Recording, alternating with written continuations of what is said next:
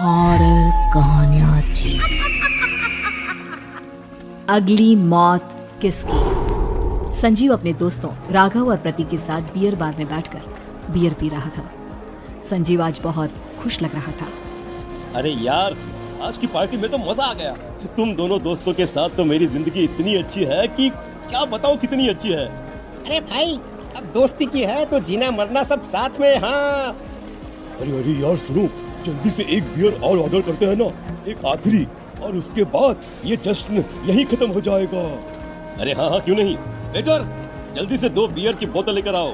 आज मेरे दोस्तों को जश्न मनाना है, क्यों?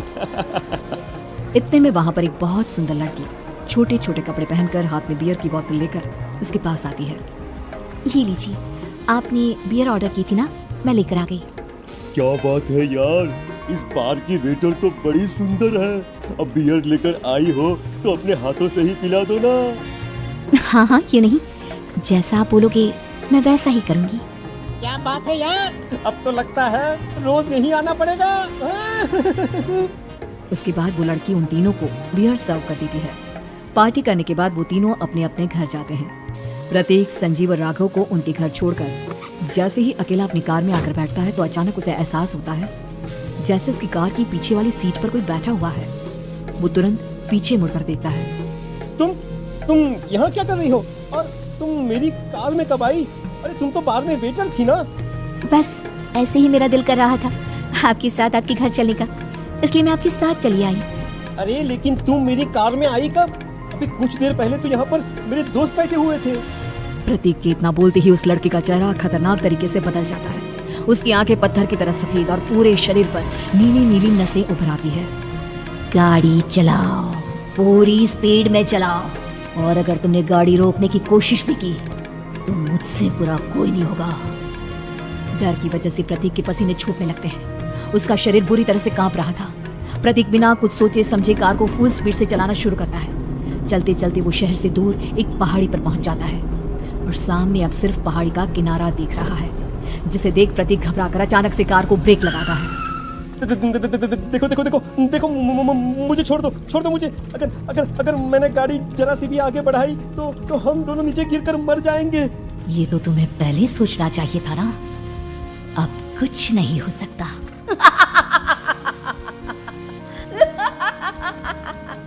छोड़ दो मुझे। नहीं प्लीज मुझे छोड़ दो। प्लीज मुझे जाने दो। छोड़ दो मुझे। गाड़ी आगे बढ़ाओ। और तभी अचानक से बिना प्रतीक के स्टार्ट किए उनकी कार आगे बढ़ती है और गहरी खाई में गिर जाती है। उसकी चीखने की आवाज एक चारों तरफ सुनाई देती है।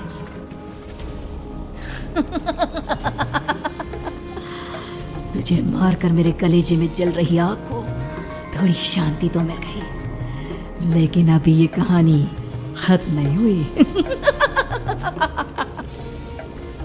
और फिर अगले दिन राघव और संजीव को पता चलता है कि प्रतीक की पहाड़ी से नीचे गिरकर मौत हो गई। अरे कल रात की तो बात है यार, हम सब बैठकर पार्टी कर रहे थे, लेकिन मेरी एक बात समझ में नहीं आ रही। राघव शहर से इतना बाहर उस पहाड़ी पर इतनी रात को क्या करने गया था? यार वही सोचकर तो मैं भी परेशान हूँ। हम दोनों को छोड़ने के बाद तो वो सीधा अपने घर जाने वाला था, और वो आत्महत्या क्यों करेगा भाई? कल रात तक वो कितना खुश था, हमारे साथ सेलिब्रेट कर रहा था। हाँ, लेकिन पुलिस ने तो यही कहा है कि प्रतीक ने अपनी कार को जानबूझकर पहाड़ी से नीचे गिरा दिया और आत्महत्या कर ली। अरे यार संजीव, मेरी तो कुछ भी समझ में नहीं आ रहा है। चल ठीक है, अब मैं अपने घर जाता हूँ। Okay bye. राघव अपने घर में अकेला था। दोपहर का वक्त था। तभी दरवाजे की घंटी बजी। कौन है? अरे 1 मिनट रुको, अभी आता हूँ। राघव ने जैसे ही दरवाजा खोला उसने देखा कि सामने एक बहुत खूबसूरत लड़की खड़ी हुई है। कौन है आप, और यहाँ किससे मिलने आई हो? देखिए ना, बाहर बारिश शुरू हो गई थी, मेरी गाड़ी खराब हो गई है। आपका घर नजर आया तो सोचा कुछ हेल्प ले लेती हूँ। क्यों नहीं, आइए ना, आइए। मेरे कपड़े पूरे भीग चुके हैं, क्या आपके पास टॉवल मिलेगा प्लीज? राघव अपने बाथरूम से एक टॉवल लाकर उस लड़की को देता है। थैंक यू सो मच, अब मैं चलती हूँ। अरे इतनी क्या जल्दी है? आप चाहे तो बारिश रुकने तक यहाँ पर रुक सकती हैं। हाँ। लड़की ने पलटकर राघव की तरफ देखा। नहीं, मुझे जाना होगा, मेरा काम बाकी है। और वो वहां से चली गई। उस लड़की के जाने के बाद राघव अपने बाथरूम में नहाने के लिए गया और जैसे ही उसने बाथरूम में देखा तो उसका टॉवेल वहीं पर लटका हुआ था। उसने टॉवेल हाथ में लिया तो देखा कि उसका पूरा टॉवेल खून के धब्बों से सना हुआ है। अरे अरे ये क्या? ये टॉवेल तो मैंने उस लड़की को दे दिया था। ये वापस मेरे बाथरूम में कैसे आ गया? और इस पर ये खून के धब्बे कहाँ से आ गए? राघव ने आईने में देखा तो उसकी गर्दन पर एक बड़ा सा चाकू का कट लगा हुआ था जिससे खून बह रहा था, जिसे देख राघव के होश उड़ गए। हाँ, अरे ये क्या? मेरी गर्दन इतनी ज्यादा कटी हुई है और मुझे दर्द भी नहीं हो रहा है। ये क्या हो रहा है मेरे साथ? राघव घबराकर बाथरूम से बाहर आया और अपना मोबाइल उठाकर उसने संजीव को फोन लगाया। संजीव जल्दी से मेरे पास आ जाओ। मुझे लगता है कुछ बहुत बड़ी गड़बड़ है, जल्दी आ जाओ। उधर से आवाज आई, लेकिन वो आवाज संजीव की नहीं बल्कि एक लड़की की थी। कुछ अजीब नहीं हुआ है, बस तुम्हारी मौत तुमसे मिलने आई थी और तुम्हें मार कर चली गई।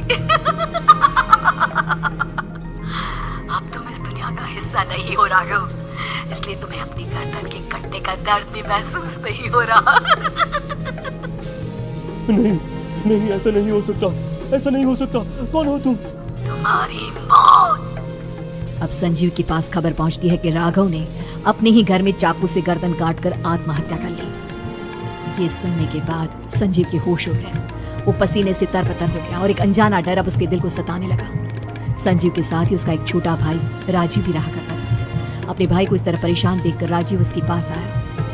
अरे भैया, क्या हुआ भैया? आप इतने घबराए हुए क्यों लग रहे हैं? प्रतीक और राघव की मौत, मेरा मतलब मेरी कुछ समझ में नहीं आ रहा भाई। अचानक से मेरे दोनों दोस्तों ने आत्महत्या क्यों कर ली? अरे वो तो मेरी भी समझ में नहीं आ रहा है भैया। हाँ, हो सकता है कि कोई परेशानी होगी और इसीलिए उन्होंने ऐसा किया होगा। हाँ, लेकिन दोनों की जिंदगी में एक साथ परेशानी और दोनों का इतनी खतरनाक तरीके से आत्महत्या करना, कहीं ऐसा तो नहीं मैं भी मर जाऊंगा? अरे आप ऐसी बातें क्यों कर रहे हैं भैया? वैसे ही मैं इतना परेशान हूँ। जब से अंजलि ने मेरा साथ छोड़ा है तब से सब कुछ बहुत अजीब सा हो गया है। रोज रात को डरावने सपने आते हैं। ऐसा लगता है जैसे अंजलि बार बार मेरे सपनों में आकर मुझे डराने की कोशिश करती है। अंजलि का नाम सुनते ही संजीव की आंखें फट गई और उसके गले में आवाज अटक गई। उसके चेहरे पर घबराहट साफ नजर आ रही थी। कौन थी वो लड़की जिसने प्रतीक और राघव को आत्महत्या की आड़ में मौत के घाट उतार दिया? और कौन थी अंजलि जो बार बार राजीव के सपनों में आकर उसे डरा रही थी? अंजलि का नाम सुनकर संजीव इतना घबरा क्यों गया? इन सवालों के जवाब जानने के लिए देखिए इस खतरनाक कहानी का अगला भाग।